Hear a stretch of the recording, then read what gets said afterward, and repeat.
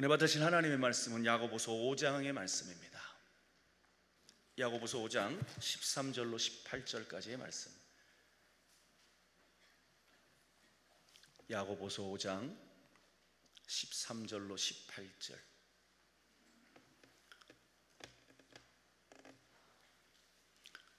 야고보서 5장 13절로 18절. 다 찾으셨으면 아멘. 다 찾으신 줄 알고 우리 한 목소리로 크게 합독합니다. 너희 중에 고난당하는 자가 있느냐? 그는 기도할 것이요. 즐거워하는 자가 있느냐? 그는 찬송할지니라. 너희 중에 병든 자가 있느냐? 그는 교회의 장로들을 청할 것이요. 그들은 주의 이름으로 기름을 바르며 그를 위하여 기도할지니라. 믿음의 기도는 병든 자를 구원하리니 주께서 그를 일으키시리라. 혹시 죄를 범하였을지라도 사하심을 받으리라. 그러므로 너희 죄를 서로 고백하며 병이 낫기를 위하여 서로 기도하라. 의인의 간구는 역사하는 힘이 큼이니라. 엘리야는 우리와 성정이 같은 사람이로되 그가 비가 오지 않기를 간절히 기도한즉 3년 6개월 동안 땅에 비가 오지 아니하고 다시 기도하니 하늘이 비를 주고 땅이 열매를 맺었느니라. 아멘. 성동구 금호동에 위치한 옥수중앙교회 우리 호용한 목사님이십니다. 오늘 본문을 중심으로 서로 기도하라 라고 하는 제목으로 말씀을 증거하실 때 저와 여러분 큰 은혜 받으시는 시간 되시길 바랍니다. 우리 하나님 앞에 영광의 박수 올려드립니다. 할렐루야. 할렐루야. 네, 지난 한 달 동안에도 하나님의 은혜 가운데 지켜주시고 아주 혼란하고 복잡한 이런 세상 가운데서도 하나님께서 오늘 우리들을 기도의 자리로 인도하시고 오늘 응답을 기대하면서 하나님 앞에 나와 엎드려 기도하는 모든 분들에게 하나님의 응답의 기쁨이, 그리고 또 여러분들의 마음의 소원이 하나님 앞에 상달되어지는 축복의 시간이 꼭 되시기를 바랍니다. 날씨가 따뜻해서 밖에 돌아다니기 참 좋은데 오늘 이렇게 이 자리에 오셔서 말씀을 사모하고 또 말씀을 듣고 기도하기를 소원하시는데 하나님께서 우리를 아십니다.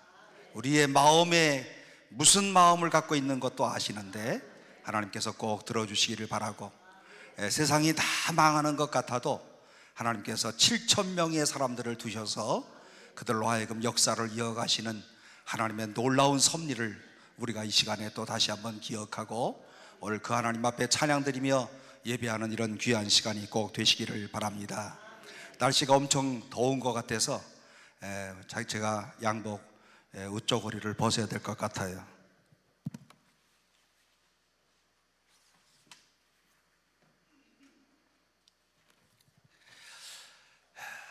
아프리카 선교사로 유명한 데이비드 리빙스톤이라고 하는 사람이 다음과 같은 이런 말을 했습니다. 우리가 모든 사람을 사랑하는 일은 쉽다. 그러나 정말 어려운 것은 한 사람을 사랑하는 일이다. 여러분 참 일리 있는 이런 말이라고 생각하지 않습니까?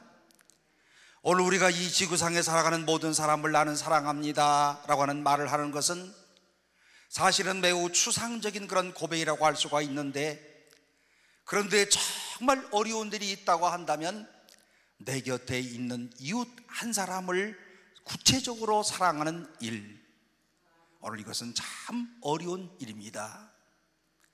우리가 교회에서 신앙생활하는 가운데서도요, 오늘 예수님의 사랑을 힘입었던 오늘 우리들은 사람들을 사랑하며 살자, 그리고 옆에 있는 사람들을 꼭 주님의 사랑으로 사랑하고 품고 살아가자라고 생각을 하지만, 그런데 항상 보면 나한테 까칠한 사람이 있어. 그 까칠한 사람을 내가 사랑하려고 노력하는데도 사랑할 수 없는 이와 같은 때들이 우리의 생활 가운데 얼마나 많이들 있습니까? 오늘 저는 리빙스톤의 말에 한마디를 더 붙인다고 한다면, 한 사람을 사랑한다고 입으로 고백하는 것은 쉽지만 가장 어려운 것은, 정말로 어려운 것은 그 사랑을 실천하는 일이다. 여러분, 이 사랑을 실천하는 일이 얼마나 어렵습니까? 오늘 내 곁에 있는 이런 형제를 사랑한다고 말을 하는 이런 고백하는 일과 오늘 그 사람을 향하여서 오늘 구체적으로 사랑하는, 사랑을 실천하는 일, 사실은 엄격하게 따지면 하늘과 땅의 차이가 있다고 할 수가 있습니다. 예수님께서 오늘 우리 모든 그리스도인들에게 주신 아주 유익하고도 독특한 이웃사랑의 한 방법을 오늘 성경을 통하여서 우리에게 말씀해 주고 있는데, 어떻게 이웃을 사랑할 수가 있겠는가? 제일 중요한 것은 바로 기도를 통해서 이웃을 사랑할 수 있다. 오늘 그러므로 그리스도인들이 이웃사랑을 구체적으로 실천할 수 있는 것, 기도를 통해서 할 수 있는데, 특별히 어떤 기도를 드리는가 하면 고통받는 이웃들을 위하여서 오늘 우리가 기도로 도울 수 있고 기도로 사랑을 실천할 수가 있다는 그런 말입니다. 우리가 살아가면서 여러 가지 고통을 많이 당해요. 오늘의 이 행복을 우리는 여기까지 오는 시간까지 여러 유형의 많은 고통을 당하고 있는데, 구체적으로 다가오는 이런 고통이 뭡니까? 질병의 고통입니다. 오늘 그래서 오늘 이 자리에 오신 분들 가운데도 지금도 몸이 아프고, 그리고 또 내일이면 수술을 해야 되고, 그리고 내 몸에 항상 질병을 몸에 품고 다니는 오늘 이와 같은 이러한 그리스도인들이 얼마나 많이들 있습니까? 예수님께서 오늘 이 땅에 오셔서 하셨던 말씀 가운데, 그리고 예수님이 이 땅에 오신 목적을 예수님이 말씀하시는 것 가운데, 예컨대 마태복음 20장 28절 이하의 말씀 가운데 보면, 인자가 온 것은 섬김을 받으려 함이 아니라 도리어 섬기려 하고 자기 목숨을 많은 사람의 대속물로 주려 함이니라. 누가복음 19장 10절, 인자에 온 것은 잃어버린 자를 찾아 구원하려 함이니라. 오늘 예수님께서 이 땅에 오신 가장 중요한 목적이 있다고 한다면, 오늘 잃어버린 자를 찾아 구원하는 일을 위하여 이 땅에 주님이 오셨다. 오늘 그러므로 중요한 것이 뭡니까? 주님이 병자를 고치기 위해서 오신 것 아니에요. 오늘 우리의 영혼을 구원하기 위하여서, 오늘 하나님의 선택한 자들을 부르셔서 그들로 하여금 하나님의 자녀로, 하나님의 사람으로 살아가기 위하여 주께서 구원을 위하여 이 땅에 오셨다. 여러분, 성경에 이런 말씀 봤습니까? 인자가 온 것은 사람의 병을 고치려 함이니라. 이런 말씀이 성경에 없어요. 이 부분에서 아멘 하시면 안 돼. 그러나 주님은 실제로 많은 병자들을 고치십니다. 병 고치시는 일이 오늘 주님이 이 땅에 오신 가장 중요한 목적은 아니라고 할지라도, 오늘 그는 길을 가다가 사람들을 만날 때마다, 오늘 그는 주님을 만지는 사람들마다 병 고침의 역사가 있었고요, 지나가는 행여를 지나가는 이 장례 절차, 장례를 치르는 이 젊은이를 위하여서 오늘 주님께서 죽은 자를 살리시는 오늘 이와 같은 이런 놀라운 기적을 나타내시고, 오늘 주님께서는 이런 이 병자들을 볼 때마다 불쌍한 마음이 들으셔서 오늘 그들로 하여금 그냥 지나치지 못하시고 그를 치료하시는 이런 놀라운 역사를 주시는 주님이셨다. 그렇다고 한다면 오늘 우리도 이웃사랑의 한 방편으로 고통받는 이웃들을 향해서, 특별히 질병으로 인하여 고통받는 이웃들을 향하여서, 오늘 우리의 이웃 가운데 가장 가까운 이웃, 나의 가족들을 위하여서 하나님 앞에 간절히 기도하는 것, 오늘 이것을 얼마나 주님이 기뻐하실까? 오늘 여러분, 오늘 우리 주변에서 육체의 질병으로 인하여 고통당하는 사람들을 위해서 구체적으로 그 사람의 이름을 불러가면서 정말 안타까운 이런 마음을 가지고 오늘 여러분 정말 기도한 적 있습니까? 오늘 우리의 정말 우리의 가까운 사람들 가운데서 육신의 질병, 요즘 같은 이런 가운데는요, 종양내과의 암으로 인하여 고통당하는 이와 같은 사람들을 위하여서 정말 오늘 마음속에 주님이여 꼭 좀 고쳐주세요 라고 하는 뜨거운 마음을 가지고 기도하신 적 있습니까? 그렇게 하지 못했다고 한다면 오늘 우리가 이웃을 사랑한다고 하는 이런 주장은 한낱 한마디의 말에 불과하실 것입니다. 본문 말씀 가운데 보게 되면 아주 중요한 내용이 야고보서의 말씀 가운데 기록되어져 있는데, 오늘 하나님께서는 바로 그리스도인 공동체의 교회 안에는요, 병을 치료할 수 있는 이런 놀라운 능력을 교회에게 주셨다. 그러므로 어떤 신학자는 본문의 말씀을 주의하면서 다음 같은 유명한 말씀을 하시는데, 오늘날 교회들이 하나님께서 주신 놀라운 치유의 권능을 모르고 있다고 하는 사실은 오늘날의 교회 가운데 얼마나 큰 손실이 되어지는가. 오늘 사랑하는 성도 여러분, 그러므로 오늘날 이 시대에 하나님께서는 하나님의 교회를 세우시고 오늘 믿는 자들을 부르셨던 이 교회 가운데 주신 이런 놀라운 것이 무엇이냐? 바로 치유의 권능을 우리들에게 허락하여 주셨다. 병든 자를 위하여 기도할 때마다 주께서 치료하여 주신다. 오늘 바로 교회의 지도자들을 위하여 지도자들이 기도할 때 응답하시지만 하나님의 백성들인 여러분들이, 성도들이, 교회의 구성원들이 위하여 기도하는 것들도 하나님께서 응답하시고 치료하여 주시는 줄로 믿으시기를 주의 이름으로 축원합니다. 여러분, 많은 그리스도인들이 아프면 오늘 우선 무엇부터 합니까? 아마 여기 오신 분들은 아니, 아프면 먼저 저는 기도부터 합니다, 이렇게 얘기하시는 분들이 계실런지는 모르나 사실은요, 먼저 집안에 있는 상비약부터 찾는 거예요. 타이네롤 어디 있어? 그것부터 한번 먹어보는 거예요. 또 그런데 계속 아프잖아요. 그럼 이제 그 다음날 또 병원 가는 거예요. 그렇죠? 그리고 여러분, 아프다고 해서 먼저 교회로 달려오는 사람 못 봤어요. 머리가 너무 띵해 가지고 교회부터 와가지고 하나님 머리가 띵해네요, 이런 사람 못 봤어요. 본문의 말씀 가운데 보세요. 너희 중에 병든 자가 있느냐? 그는 먼저 병원을 찾아갈 것이요. 이렇게 말씀하지 않으셨어요? 여러분, 병원에 가지 말라는 그런 말씀 아닙니다. 오늘 잘못된 그런 해석입니다. 오늘 제가 가장 안타깝게 생각하는 것이 있다고 한다면 병원에 찾아가는 것까지는 좋지만 오늘 더 중요한 것이 있다고 한다면 오늘 우리 마음 가운데 하나님께 매달릴 생각을 왜 먼저 하지 않느냐? 이것 때문에 안타까웠다는 거예요. 오늘 내가 아프다고 하면 먼저 하나님 앞에 기도할 생각을 왜 하지 않느냐? 하나님 앞에 먼저 무릎 꿇어 기도할 생각을 왜 먼저 하지 않느냐? 본문의 말씀 13절 말씀 이하에 뭐라고 말씀합니까? 너희 중에 고난당하는 자가 있느냐? 그는 뭐 할 거라고요? 기도할 것이요. 너희 중에 병든 자가 있느냐? 그 중에 너희는 너희의 교회의 장로들을 청할 것이요. 그들은 주의 이름으로 기름을 바르며 그를 위하여 기도할지니라. 그 다음에 무슨 말씀이에요? 믿음의 기도는 병든 자를 구원하리라.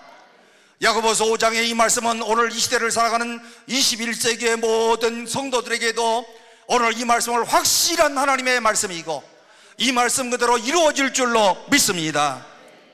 여기에 교회의 장로들은 오늘날의 교회의 장로를 의미하는 말씀은 아니고 교회 지도자들, 다시 말하면 목사들을 지칭하는 그런 말입니다. 오늘 우리가 병든 자를 위하여서 교회 지도자인 목사를 청하여 기도할 때에 오늘 여러분 아무 일도 나타나지 아니하면 기도하는 것이 무슨 소용이 있겠어요? 아마도 현대교인들은 기도해도 아무런 소용없으니까 아프면 교회에 와서 기도하기보다는 교회 목사님들을 초청해서 먼저 하나님 앞에 예배를 드리기보다는 아마도 먼저 병원으로 달려가는 것 같아요. 능력 없는 오늘 현대 교인들이요, 능력 없는 오늘 현대 교회 지도자들이요, 오늘 이들이 하나님이 주신 이와 같은 이런 놀라운 능력을 활용하지 못하는 이런 안타까운 21세기의 현대 교회들이요, 중요한 것 한 가지 여기서 꼭 있습니다.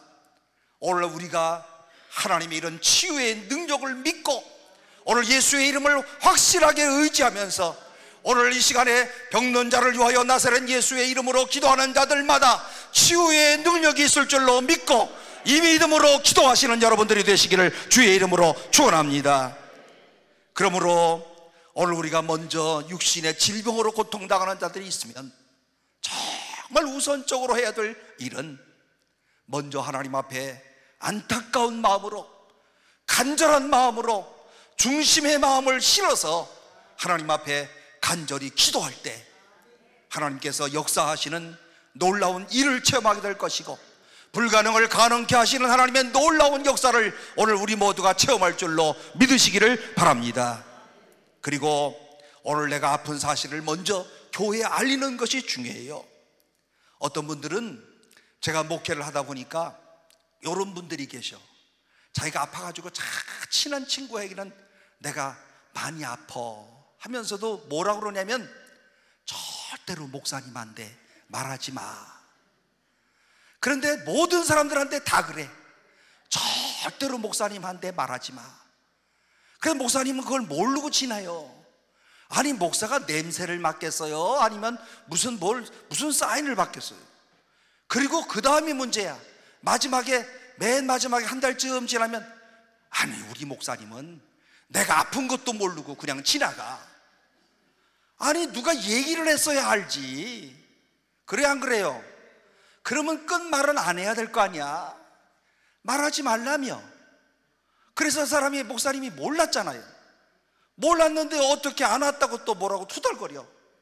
거기다가 또 더 한 발 나가는 사람 뭐라는지 알아요? 아유 나 교회 옮길까 봐 그런다니까. 우리 목회하면서 이런저런 정말 치사한 얘기들을 많이 들으면서 오늘 여기까지 목회하고 왔답니다. 여러분 중요한 게 뭔 줄 아세요? 야고보서 5장에 나오는 것처럼 정정당당하게 아프면 알려요. 그리고 같이 기도해요. 치유의 능력이 나타날 줄로 믿고 기도해요. 하나님의 역사를 우리가 체험할 수 있도록 기도하시면 돼요. 하나님의 교회는 어떤 것이겠습니까? 구원받은 사람들이 주의 이름을 찬양하고 섬기는 구속의 공동체. 이 교회는요 구원받은 사람들이 모이는 구속의 공동체고, 동시에 서로가 서로를 돌아보면서 위하여 기도할 때마다 질병을 치유받는 이런 놀라운 능력을 체험할 수 있는 치유의 공동체. 오늘 이것이 곧 교회인 줄로 믿으시기를 바랍니다. 중요한 것, 오늘 내 교회는 구속의 공동체요 곧 치유의 공동체이다. 모든 치유의 역사는 하나님께로부터 나오는 겁니다. 약을 먹고 치료하는 것도요 의사가 조제해 주는 것이고, 의사가 이 모든 것을 진단하고 그리고 검사하는 일이지만, 여러분 아시는 것처럼 약 먹는다고 다 나나요? 이런 모든 약을 먹고 낫게 하시는 이는 하나님이시다. 그러므로 완전하게 치료하시는 이는 하나님이시다. 그러므로 오늘 우리는 이렇게 서로를 세워가면서 한 교회 공동체를 건강하게 그리고 행복하게 끌어가야 되는 책임을 우리에게 주셨다는 것입니다. 본문의 말씀 가운데 보면 이렇게 오늘 우리가 서로가 서로를 위해서 기도할 수, 어떻게 효과적으로 기도할 수 있는지, 질병으로부터 고통받는 이런 성도들을 위하여 우리가 기도할 때에 어떻게 기도할 수 있는지, 오늘 우리가 중보기도의 조건은 뭔지, 중보기도를 통하여서 얻는 이런 축복은 무엇인지, 다른 이들을 위하여서 정말 사랑하는 마음을 가지고 뜨거운 마음으로 기도할 때에 얻어지는 이런 축복이 무엇인지, 야고보서 5장 오늘 본문의 말씀 가운데는 아주 잘 나타나고 있습니다. 어떻게 기도할까요? 어떻게 오늘 우리 이웃들을 위하여 하나님 앞에 뜨거운 마음으로 기도할까요? 제일 중요한 것, 첫 번째로 믿음으로 기도하자. 믿음이 없이는 이웃을 위해 기도할 수도 없어요. 그런데 기도하려면 믿음으로 기도하자. 본문의 15절 이하의 말씀 가운데 보게 되면, 믿음의 기도는 병든 자를 구원하리니 주께서 그를 일으키시리라. 혹시 죄를 범하였을지라도 사하심을 받으리라. 믿음의 기도는 병든 자를 구원한다. 오늘 성경의 말씀 그대로 기록되어 있습니다. 믿음이라고 하는 것은 야고보서 전체를 통하여서 야고보서 1장의 말씀부터 쭉 믿음에 대한 말씀을 쭉 하시는데, 야고보 1장 16절 이하의 말씀 가운데 보게 되면요, 오직 믿음으로 구하고 조금도 의심하지 말라. 오늘 사랑하는 성도 여러분이요, 오늘 우리가 기도할 때마다 오늘 이것이 될까 안 될까, 내가 아무리 생각해도 불가능한데, 오늘 이것은 의사 선생님을 통하여서 오늘 결정 났을 때는 절대로 불가능한 일인데, 오늘 이와 같은 이런 의심하는 마음이 들면서 무슨 기도하면 무슨 소용이 있겠어요? 뭐라고 말씀하십니까? 오직 믿음으로 구하라. 기도할 때에 주님이 나를 도와주신다. 오늘 주님이 나를 치료하신다. 주님의 손이 나를 만져주신다. 오늘 확실한 이와 같은 뜨거운 믿음으로 기도할 때에 하나님의 약속하신 말씀대로 성취되어지는 이런 놀라운 기쁨을 우리가 체험할 수 있을 줄로 믿습니다. 여러분, 기도할 때 하나님이 정말 나를 도와주실까요? 이 믿음으로 오늘 우리가 꼭 기도해야 될 것이고, 하나님이 나를 도우신다고 하는 사실을 믿지 않는다고 한다면 무슨 기도를 하겠어요? 그러므로 엎드려 기도할 때마다 하나님이 나를 도와주신다. 기도할 때마다 하나님께서 나에게 찾아와 주신다. 오늘 내가 이 성전에서 하나님 앞에 아버지라고 부르는 순간마다 주님이 찾아와 주셔서 오늘 나의 기도에 응답하여 주신다. 이 사실을 오늘 여러분 확실하게 믿으시기를 바랍니다. 적당하게 기도하면 오늘 그 응답이 적당하게 응답되는 것 당연해요. 그러므로 믿고 기도하자. 확실하게 믿고 기도하자. 그런데 여러분, 놀라운 사실은요, 믿고 기도했더니 응답이 왔어요. 응답받은 다음에 내 마음이 뜨거워져요, 안 뜨거워져요? 응답받고 나면요 뜨거워지는 거예요. 그러면 오늘 여기 오신 분들은요 이미 기도를 통하여서 응답의 체험이 있는 분들이고, 그렇기 때문에 뜨거운 마음으로 기도하는 거고, 오늘 또 문제 주어진 문제를 놓고 하나님 앞에 기도하면 전에도 응답하셨던 하나님이 오늘도 응답하여 주십니다. 이 믿음 때문에 여러분들이 오늘 이 자리에 오신 거 아니에요? 오늘 우리의 뜨거운 이런 기도가 오늘 하나님의 응답을 통해서 우리의 행복해지는 역사가 있기를 주의 이름으로 축복합니다. 사실 오늘 우리는 오늘 하나님의 백성이라고 늘 자기의 정체성을 갖고 있지만, 하나님의 자녀들도 이 땅에 살아가면서 여러 가지 어려운 일들, 그 중에서도 질병의 고통을 당하기도 합니다. 목사인 저도요 가끔씩 이렇게 아파요. 허리 디스크 가끔씩 와요. 또 요즘에는 여기 가슴이 아파. 그런데 여러분, 목사가 이렇게 아프면 안 되잖아. 그런데 아픈 걸 또 어떻게 해요? 또 그래, 아프니까 또 할 수 없이 기도하는 거예요. 하나님이 왜 나에게 이런 고통을 허락하실까? 하나님이 왜 나에게 이와 같은 이런 질병의 고통을 허락하실까? 그런데 중요한 것, 이 고통 때문에 오늘 우리가 주님 앞에 무릎 꿇어 기도하는지도 몰라요. 이 풍랑으로 인하여서 주님 앞에 엎드리는지도 몰라요. 오늘 이와 같은 이런 질병을 통하여 주님을 가까이 하게 되는 것이고, 이런 질병을 통하여 나를 성찰하는 것이고, 이런 질병을 통하여 주님 앞에 더 가까이 가는 것이고, 멀리 가려고 했던 내가 주님 앞에 더욱더 가까이 갈 수 있는 이와 같은 이런 계기를 만들어 주는 것 아니겠습니까? 인간의 고통 역시 하나님의 섭리가 그 속에 들어 있더라. 기독교 신앙에 아주 지대한 영향을 끼쳤던 영국의 유명한 C.S. 로이스라고 하는 교수님이 계시는데, 어떤 사람이 이 교수님에게 이런 질문을 했어요. 아니, 하나님이 살아계신다고 한다면 어째서 이 세상에는 그렇게 설명할 수 없는 고통들이 많이 있습니까? 나만이 당하는 이런 고통들이 왜 그렇게 많이 있습니까? 그때 로이스 교수님이 이런 대답을 하십니다. 안 그래도 인간들이 교만한데 질병의 고통마저 없다고 한다면 인간은 얼마나 더 오만방자하겠습니까? 여러분, 충분히 이해가십니까? 질병 때문에 겸손해지고, 이와 같은 이런 어려움 때문에 주님 앞에 엎드리게 되는 것이고, 오늘 이와 같은 이런 고통 때문에 주님 앞에 엎드렸는데 나중에는 이 고통으로 인하여 축복의 통로가 되더라. 다 체험하셨지요? 사실 인간은요 얼마나 오만방자한지 몰라. 전에보다도 조금만 더 잘 살면 난리나. 그리고 아주 다른 사람을 무시해. 이런 사람들이 얼마나 많이들 있어요. 그래서 하나님께서 적절하게 질병도 주시고 때로는 또 어떤 사람이 사랑하는 자기의 자녀들에게 어려움도 주셔서 주님 앞에 엎드려 기도하게 하시고 겸손하게 하시고 하나님의 사람으로 만들어 가시는 하나님의 놀라운 섭리가 고통 속에 배어 있다는 것을 꼭 기억하시기를 바랍니다. 그러므로 이 고통 앞에서 오늘 주님 앞에 가까이 나아가고 고통 통하여서 주님의 도우심을 구하고 오늘 그리고 더 나아가서 우리의 기도에 응답하시는 하나님을 체험하고 오늘 우리가 우리 이웃을 위하여 기도할 때 가장 중요한 기본이 되는 조건, 믿음으로 기도한다.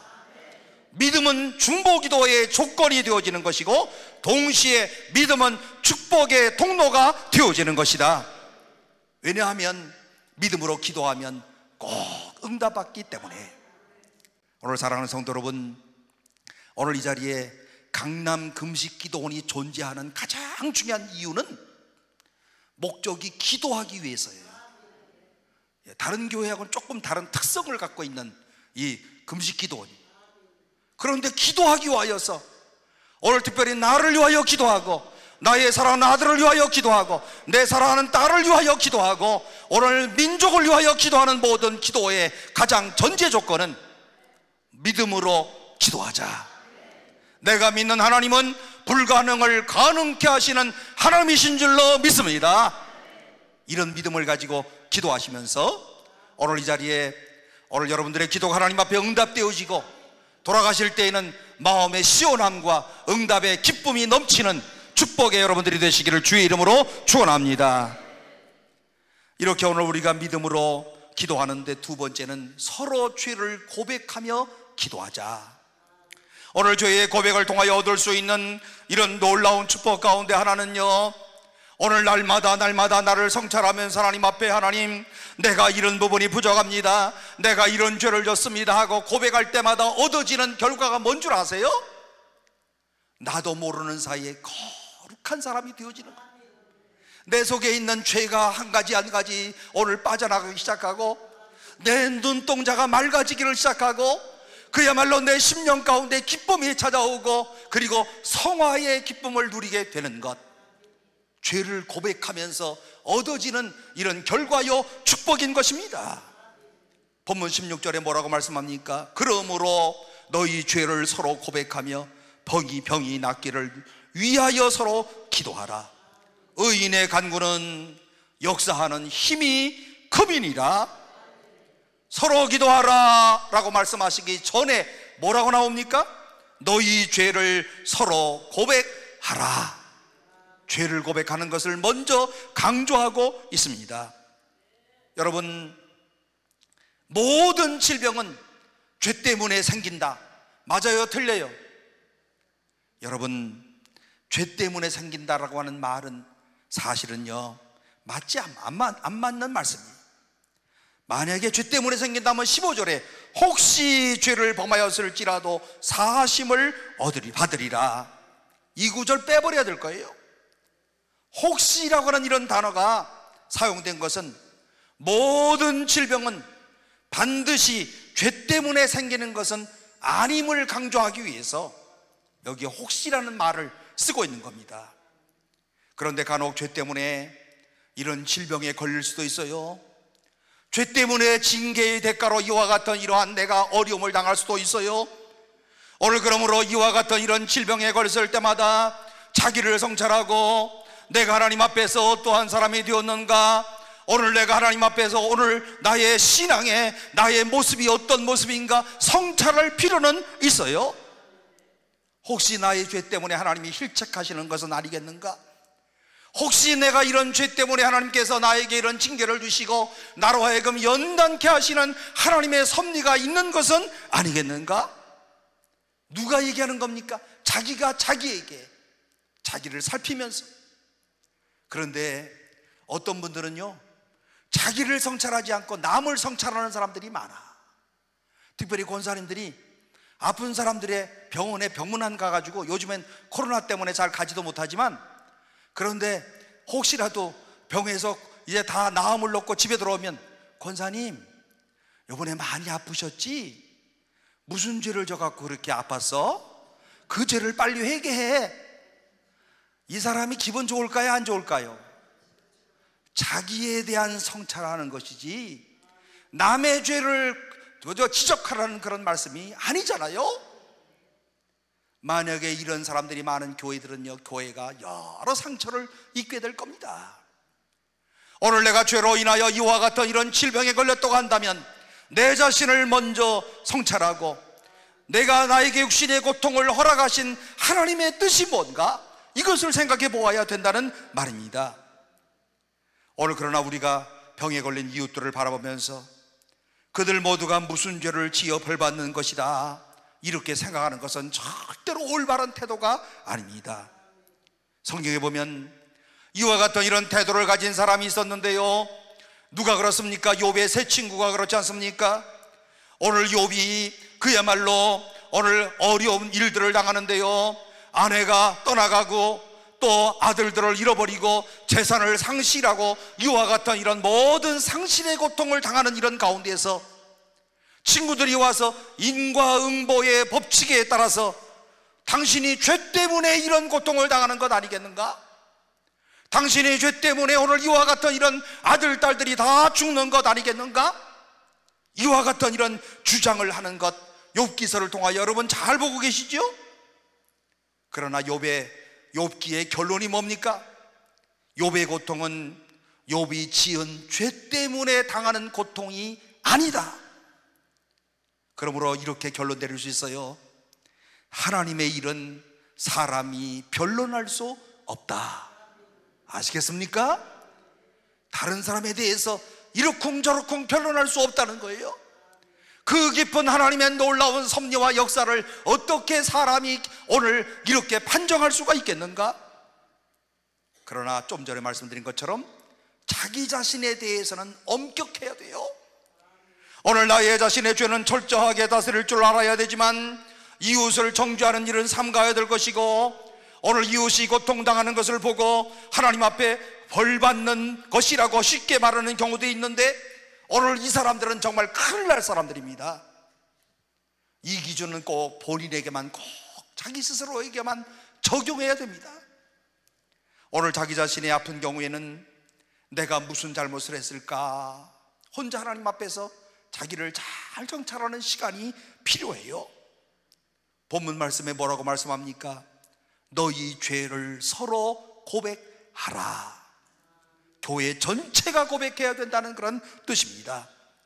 혹시라도 오늘 우리들의 연약함 때문에, 혹시라도 오늘 우리의 일의 부족함 때문에 한 형제가 고통을 당하는 것은 아닌지, 오늘 우리 공동체가 부족한 것 때문에 이 형제가 이와 같은 이런 어려움을 당하고 있는 것은 아닌지 돌아보아야 된다, 그런 뜻입니다.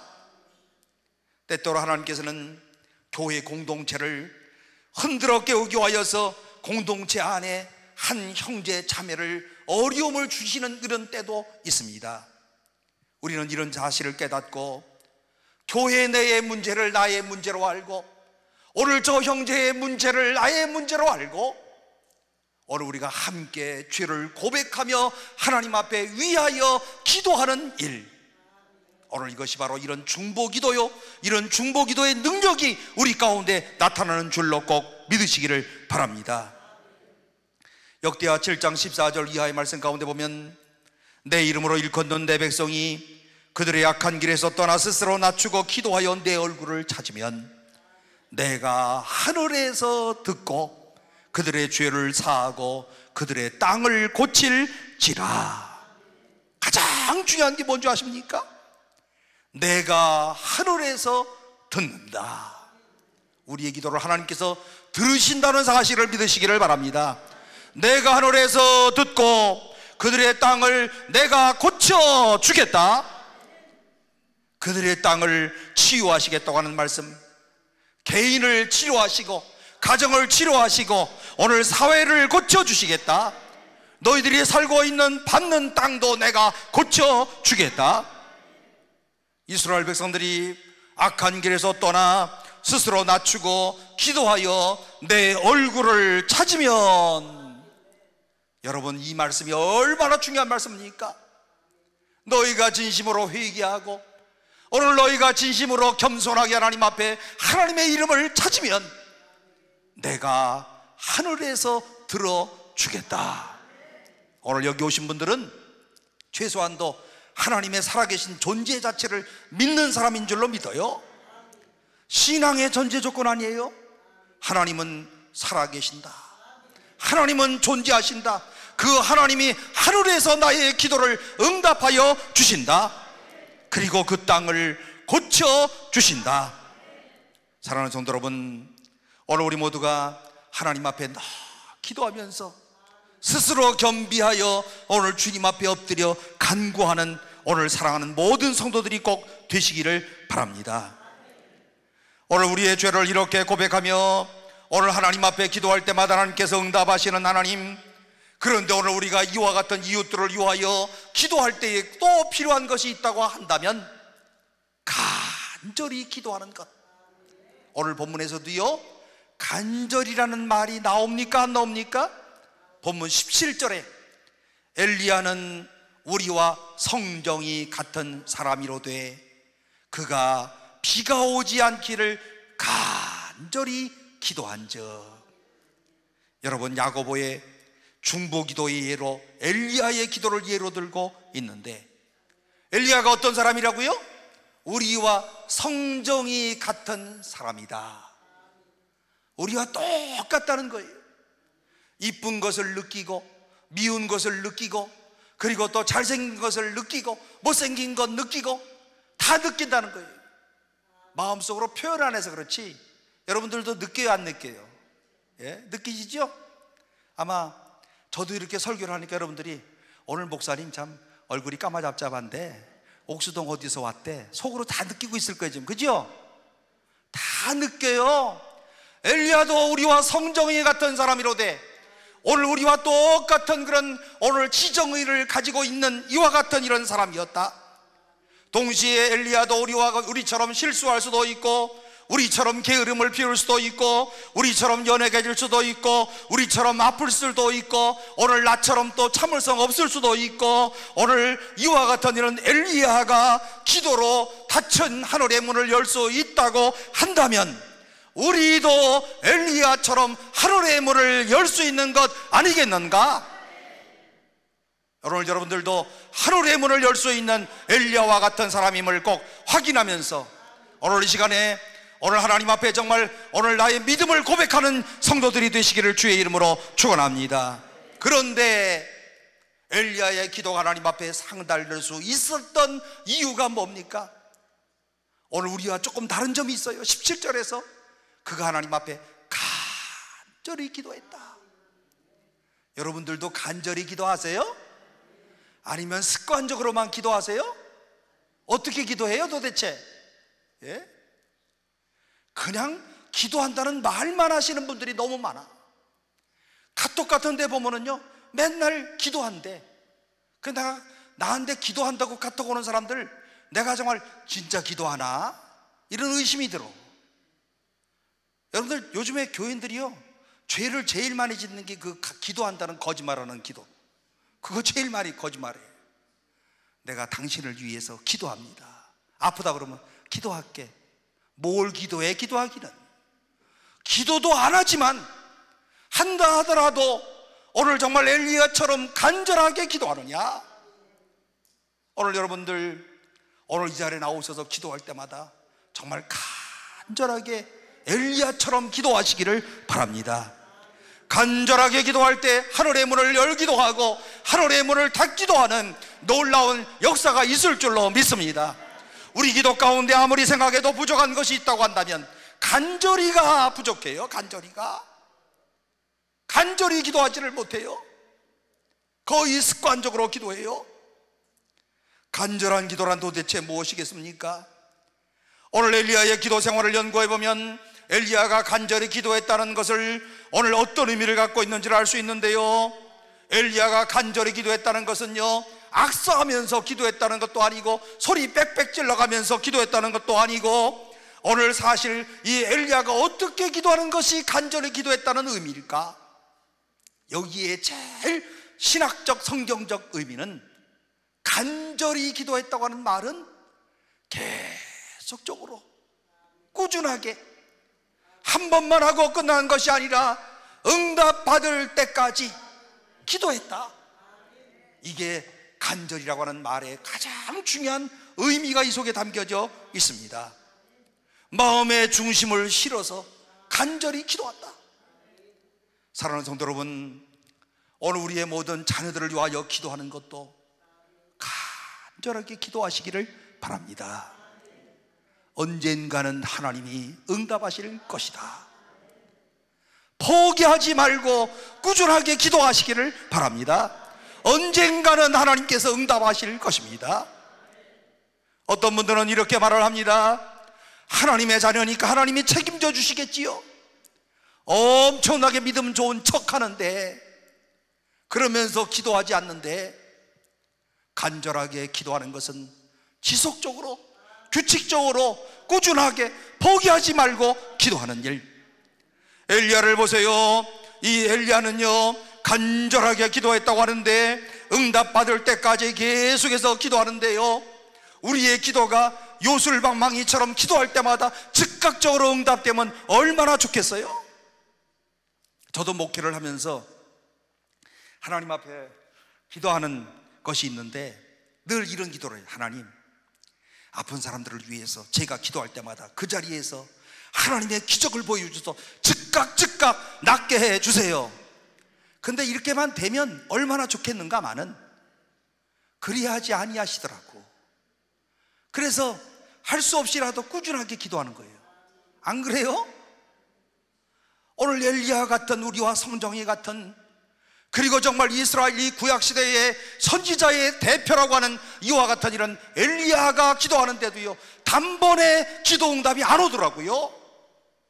열왕기상의 말씀을 보게 되면요, 엘리야가 몇 번씩이나 기도했는가 하는 것을 쭉 기록하는 말씀들이 있는데요, 열왕기상 17장 말씀 가운데 보게 되면 오늘 이 엘리야가 기도하는데요, 오늘 어디에 가는가 하면 사르밧 과부네 집에 가요. 사르밧 과부의 집에 가서 오늘 떡을 만들 기름과 가루가 끊이지 않는 이런 기적이 일어나기도 하는데, 그런데 이 집에 갔는데요, 이 집에 문제가 터졌어요. 무슨 문제 터졌습니까? 하나밖에 없는 아들이 죽었어. 여러분, 참 어렵고 황당한 일 아니겠습니까?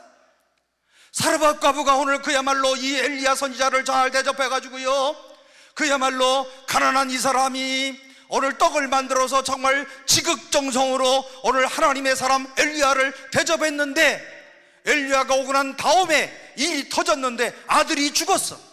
그것도 하나밖에 없는 아들이 죽었어요. 누구 때문에 그런 거예요 지금?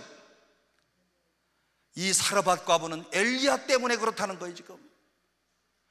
열왕기상 17장 말씀 가운데 보게 되면 17절 18절, 이 일 후에 그 집 주인 되는 여인의 아들이 병들어 증세가 심히 위증하다가 숨이 끊어진지라. 여인이 엘리야에게 이르되, 하나님의 사람이여, 당신이 나와 더불어 무슨 상관이 있기로 내 죄를 생각나게 하고 또 내 아들을 죽게 하려고 내게 오셨나이까? 이 성경 구절을 보니까 지금 사르밧 과부 기분이 좋아요, 나빠요? 엄청 나빠. 당신이 와가지고 우리 아들 죽었다는 거예요. 당신 때문에 오늘 당신이 와가지고 재수 없는 당신이 와서 우리 아들 죽었다는 거예요 지금. 한국 사람들도 이런 푸념을 과거에는 많이 드러냈고, 요즘에는 시어머니들이 꼼짝 못하는 세상이니까 요즘에는 그런 사람들을 잘 못 보지만 옛날만 하더라도 이런 말 많이 들었어요.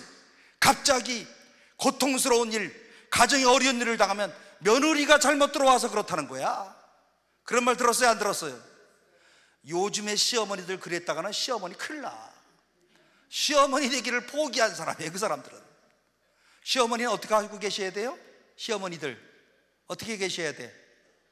가만히 참고 계셔야 돼. 기도하면서 그죠? 저만 해도 다행이지, 저만 하면 감사하지, 우리 아들하고 살아주는 것만도 고맙지, 그러면서 가만히 있어야지. 거기다 대놓고 뭐 이렇쿵 저렇쿵 너 때문에 우리 가세가 흔들렸다 이런 소리 했다가는 큰일 납니다. 여러분, 여기 사르밧 과부는요, 아들이 죽은 탓을 누구한테 지금 돌리는가 보니까 엘리야한테 돌려. 제가 이 본문을 보면서 이런 생각을 했어요. 내가 엘리야라면 이런 상황 속에서 나는 어떻게 행동을 했을까? 오늘 목사님 때문에 오늘 우리 아들이 죽었어요. 목사님이 좀 빨리 오지 않아 빨리 왔으면 될 뻔했는데 늦게 와서 우리 아들이 죽었어요. 이런저런 핑계를 대면서 목사 때문에 죽었다는 이런 말을 들었을 때 나는 어떻게 행동을 했을까? 엘리야는요, 사실 폭창 터지는 소리 아니에요? 이런 상황 어떻게 했으면 좋겠어요? 사르밧과 아합하고 한판 붙어야 돼요? 싸워야 돼요? 어떻게 하는 거예요 지금? 어떻게 했으면 좋겠어요 지금? 상대방이 이렇게 말을 하는데, 상대방이 지금 이와 같은 이런 오해와 그리고 나에게 모욕적인 말을 하는데 어떻게 했으면 좋겠어요? 성경에 보니까 사르밧과 아합과 엘리야가 서로 싸웠다는 얘기가 없어요. 엘리야는요, 그야말로 이런 억울한 문제를, 억울한 일을 당했지만 그는 아무 말도 하지 않고 이 아이를 두 팔로 안고 다락으로 올라갑니다. 아들의 죽은 시체예요. 사르밧과 아합의 아들이었어요. 다시 말하면 문제를 안고 자기의 다락방으로 올라갑니다. 엘리야가 원망했던 흔적이 없어요. 내가 뭘 잘못했느냐고 이렇게 항의조 얘기한 적도 없어요. 비판한 적도 없어요. 이 사르밧 과부의 여인을 손가락질한 것도 없어요. 시시비비를 가리지도 않았어요. 문제를 가지고 자기의 다락방으로 올라가 하나님 앞에 엎드려 기도를 드립니다. 열왕기상 17장 20절 이하의 말씀 가운데 보게 되면 22절 말씀까지요, 다락방에 올라가서 엘리야가 무엇을 하는가 보니까요, 그가 하나님 앞에 엎드려서 하나님 앞에 기도하는데요, 몇 번 기도하는지 아십니까? 3번. 한 번 기도했을 때의 절망감이 얼마나 컸을까? 2번 기도하고 아무런 사인이 없었을 때의 엘리야의 마음은 어떤 마음이었을까? 그리고 3번 기도했다 그랬어요. 그 다음에 멋진 응답의 말씀이 22절 이하의 말씀, 20절 이하의 말씀 가운데 있는데, 여호와께서 엘리야의 소리를 들으심으로, 얼마나 감격한 말씀입니까?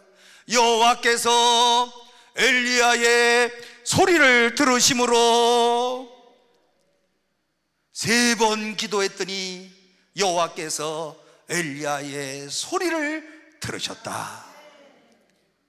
과정은 답답했어요. 안 이루어지는 줄 알았어요. 오늘 이 사르밧과 아합의 아들이 그대로 죽은 줄 알았어요. 그런데 실망하지 않고 꾸준히 기도했더니 실망을 변하여 희망이 되어지더라.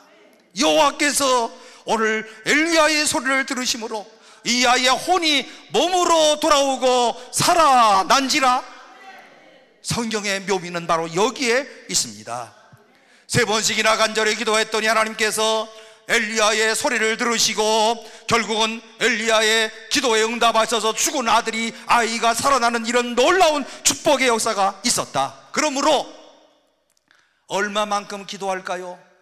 응답하실 때까지 기도하자. 제일 기도 응답이 더딘 게, 제가 가만히 볼 때 아들을 위해서, 딸을 위해서 기도하는 게 좀 더딘 것 같아. 그지요? 예? 그리고 이제 나이가 어느 정도 차면 아들도 이름도 말도 안 들어 잘. 예? 무슨 말 하면 덤비고 신경질 부려. 그래서 저도요, 아들한테 절절매.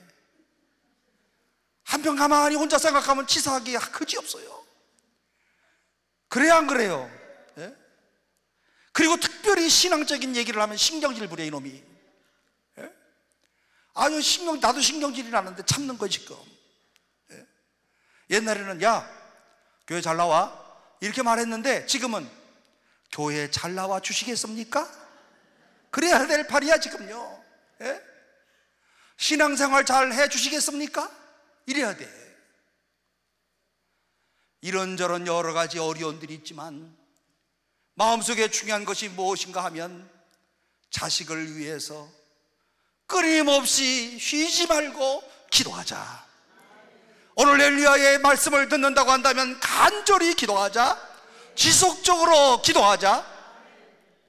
언젠가 응답되는 날이 올 것이다. 우리 어머니가요, 제 동생을 위해서 기도하는데 제 동생이 술을 엄청 먹었어요. 우리 어머니 기도의 제목은 날마다 이런 기도였답니다. 하나님, 오늘 우리 막내 아들 하나님 앞으로 꼭 돌아와서 교회의 장로가 되게 해주시되 술을 끊게 하여 주옵소서. 매일 그런 기도예요. 그런데 어머니 돌아가시기 직전까지도 술을 안 끊었어. 야, 하나님께서 기도에 응답하신 건가 안 하신 건가요? 그 순간까지는 분명히 응답 안 하신 거예요. 그런데 어머니 돌아가시고 장례식을 치르고 난 다음에, 아니 제 동생이요 술을 끊었어. 그리고 술 안 먹는데 난 거짓말인 줄 알았어요.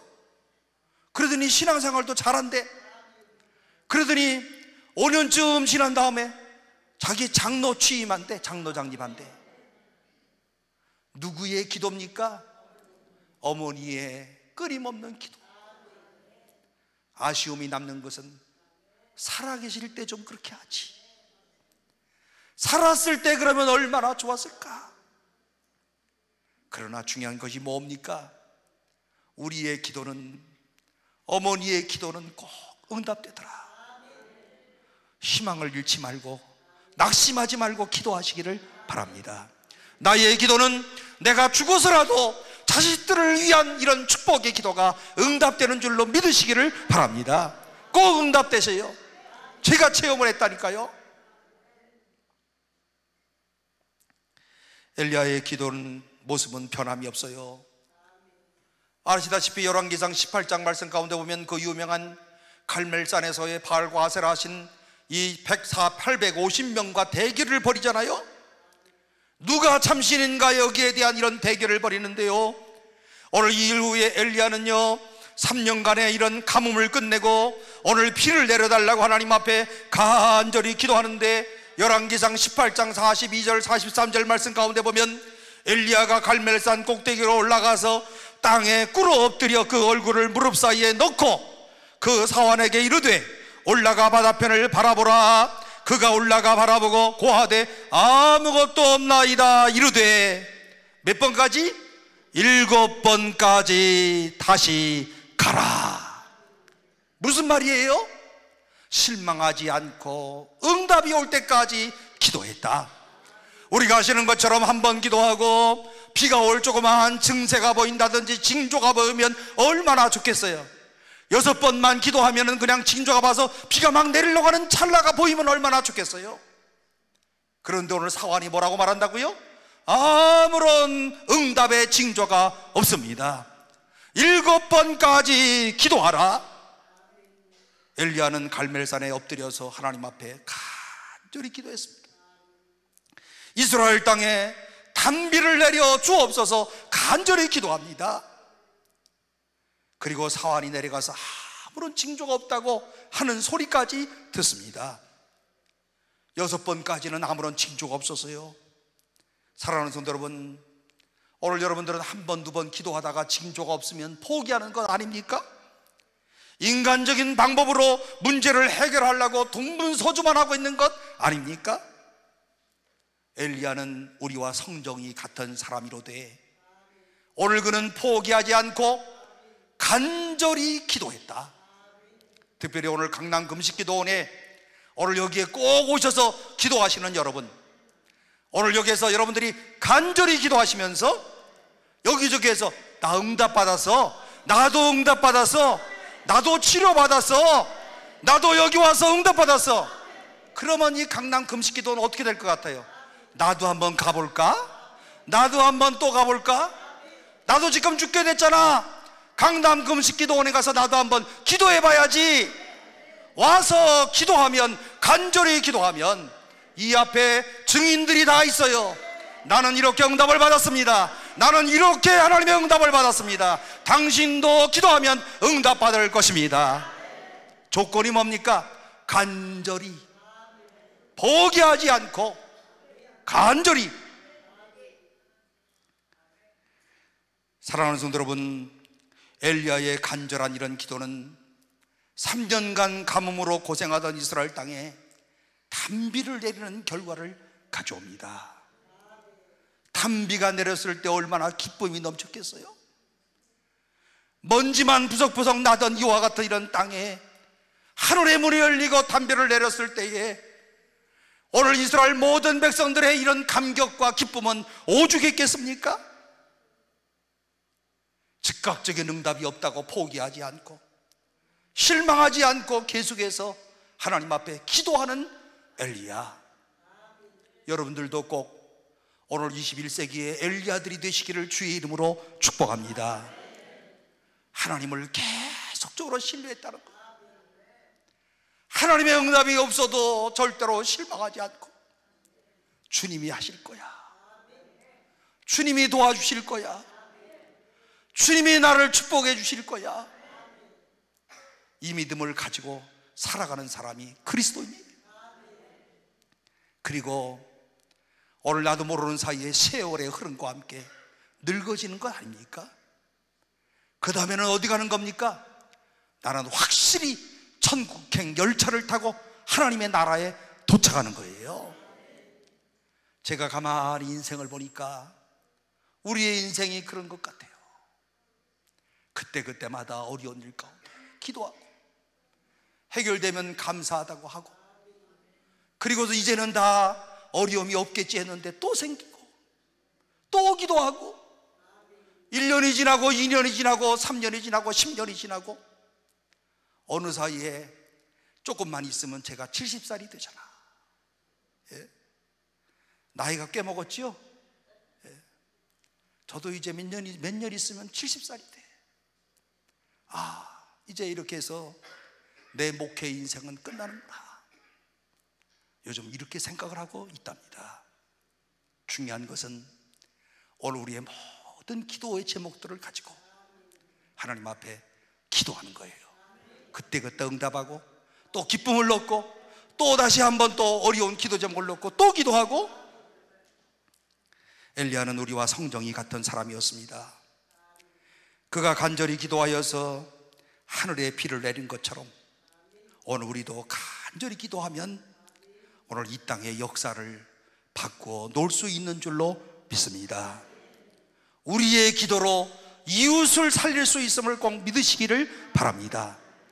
이웃 그러면 오늘 우리가 멀리 있는 사람처럼 느껴지는데 우리의 기도로 우리 아들을 살릴 수 있는 줄로 믿으시기를 바랍니다. 우리의 딸들을 살릴 수 있는 줄로 믿습니다.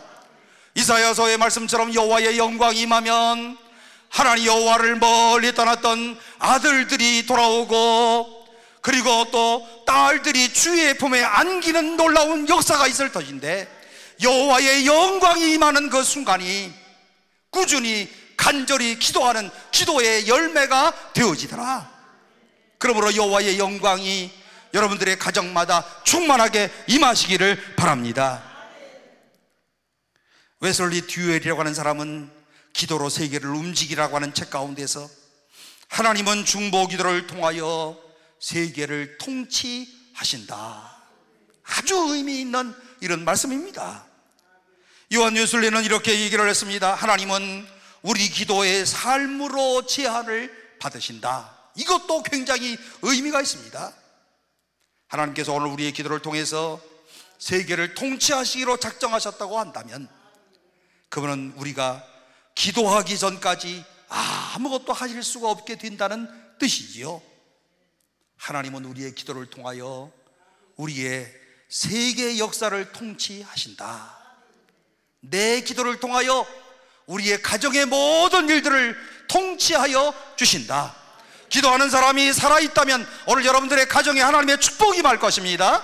기도하는 오늘 우리가 있다면 이 나라가 망할 것 같고 혼란스럽고 문제가 터질 것 같지만 하나님은 이 나라의 역사를 휘어잡으시고 역사를 인도하여 주실 줄로 믿으시기를 바랍니다. 여러분, 이 나라를 위해서 정말 간절하게 기도하면, 우리나라가 보통 나라입니까? 정말 세계의 유일한 분단 국가예요. 전 세계에 이렇게 남과 북으로 갈린 나라가 없어. 우리나라 말고는 얼마 전까만 40년 전만 하더라도 독일이 동독과 서독으로 갈려졌었는데 통독이 됐지만 이제는 우리나라만 갈려 있어요. 국방비로 안 쓰면 우리나라 경제 발전 엄청나게 이루어질 거예요. 국방비로 어마어마한 돈이 나가요. 그럼에도 불구하고 오늘날과 같은 이러한 놀라운 경제의 윤택함을 주시는 것은 하나님께서 이 나라를 어떻게 이렇게 사랑하시는지, 이 나라의 역사를 어떻게 이렇게 붙잡고 계시는지, 큰 일이 터질 것 같은데 절대로 안 터져. 이것은 여러분들의 기도 때문인 줄로 믿습니다. 여러분들처럼 이렇게 하나님 앞에 애절하게 기도하시는 여러분들의 기도에 하나님이 들으시고 응답하시는 줄로 믿습니다. 오늘 아무쪼록 오늘 이 엘리야의 기도를 통하여서 오늘 우리 모두가 서로 기도하라 하시는 말씀을 꼭 기억하면서 오늘 우리의 이 기도를 통하여 이 나라가, 오늘 우리 교회가, 우리의 가정이 하나님의 놀라운 축복을 받는 축복의 역사가 있기를 주의 이름으로 축원합니다. 기도하겠습니다. 사랑이 많으신 하나님 아버지, 우리 아버지 하나님의 은혜를 진심으로 감사합니다. 우리 하나님께서 오늘도 우리로 하여금 이 자리에 있게 하셔서 하나님 앞에 기도할 수 있는 이런 귀한 은혜를 주신 것을 진심으로 감사합니다. 사랑하는 하나님 아버지, 오늘 말씀을 들었사오니 오늘 우리가 하나님 앞에 서로 기도하게 하여 주시되 믿음으로 기도하게 하여 주시고 딸마다 나를 살피며 하나님 앞에 기도하게 하여 주시고 엘리야처럼 간절하게 기도하게 하여 주셔서 닫힌 하늘이 열려지는 역사를 체험하게 하여 주옵소서. 열려져 있는 모든 하늘의 문도 닫게 하시는 하나님이신 줄로 믿사오니 오늘 우리의 기도가 쉬지 말고 계속되어지도록 주의 성령으로 역사하여 주옵소서. 주여, 오늘 이 자리에 온 모든 주의 백성들 한 사람 한 사람을 축복하셔서 오늘 이들이 입술을 열어 하나님 앞에 기도하는 모든 것 아시오니 주여 응답하여 주시고 오늘 질병의 고통 가운데 있는 자들에게 우리 하나님께서 쾌유의 은혜를 허락하여 주시고 치료하시는 축복을 주여 허락하여 주옵소서. 예수님의 이름으로 간절히 기도하옵나이다. 아멘.